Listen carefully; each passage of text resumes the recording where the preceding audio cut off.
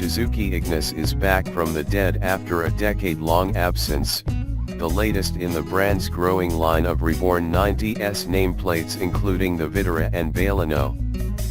Moreover, it's affixed to one of the most intrinsically likable cars you can buy. Like the old version, which in retrospect was ahead of its time and was more or less the same size, the 2017 Ignis is a tiny urban runabout with the stance and space of a small crossover. Indeed, Suzuki wants you to consider it the market's first true light SUV.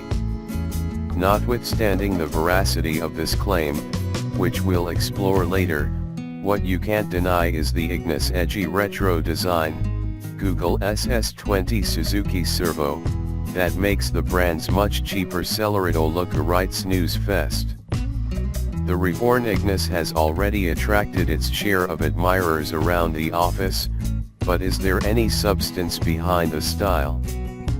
Launched this week in Australia, the revived Ignis has a starting price of $15,990 for the base GL manual, or $16,990 drive away, a few grand more than a Kia Picanto but with much more equipment and space, and ballpark with a larger entry-level Honda Jazz or Mazda 2 fitted with less gear.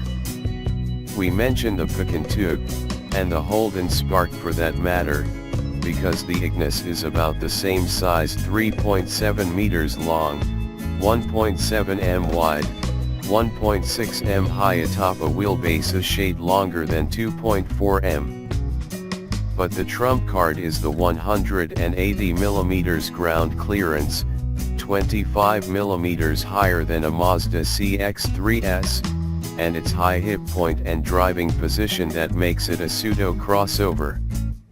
Under the bonnet is a microscopic 1.2-liter four-cylinder normally aspirated petrol engine with 66 kilowatts of power at 6000 rpm and 120 Nm of torque at 4400 rpm.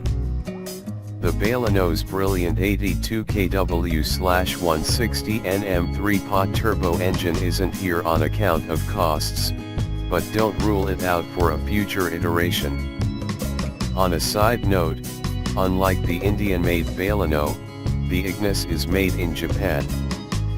One reason why Japanese symbols are all over the marketing for the car. The drivetrain might be modest, but counting in the Ignis' favor is the brand trademark light curb weight, which tops out at just 865 kilograms and is 820 kilograms on the base car, less even than an old Alto that had less of pretty much everything. Suzuki's new global platform has proven very effective at cutting kilos. This makes the power-to-weight ratio perfectly reasonable, better in fact than a Swift, and ensures adequate pickup around town and an ability to cruise along at 100 km/h revving at around 2000 rpm. These beauties are what the Ignis is designed for. This lightweight also means the small brakes, drums at the rear, work just fine, and also keeps the factory-claimed fuel use to 4.9 L/100 km on the combined cycle, at worst. We averaged 6.5 L/100 km on a mixed route, promising a range nearing 500 kilometers. Despite the crossover design, all Ignis sold here are front-wheel drive, though an AWD model is expected to arrive by the end of the year if the dealers report enough demand. The base GL's engine is fitted to a 5-speed manual gearbox or, for an extra $1,000, a continuously variable auto, CVT. The CVT is standard in the flagship GLX. We didn't get a chance to drive the manual on the launch, though we suspect it ring the best from the engine.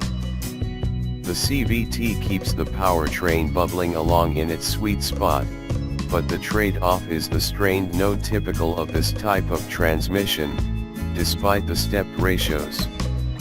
There's a sport mode that keeps engine speeds higher, but a performance car this is not.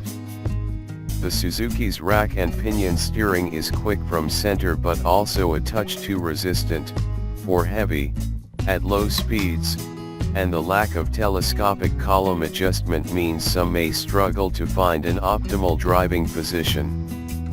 There's also some rack rattle and vibrations through the wheel over sharp hits, something uncommon on electric assisted systems.